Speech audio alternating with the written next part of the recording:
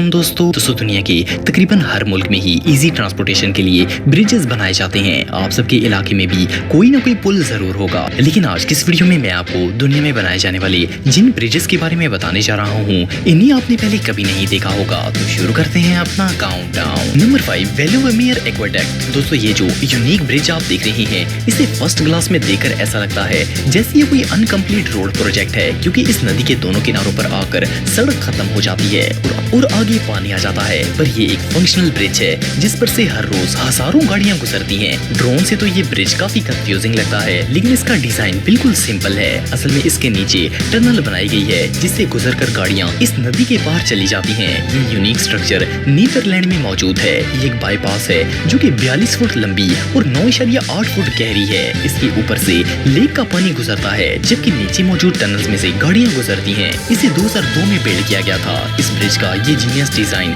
वाकई में इनक्रेडिबल है।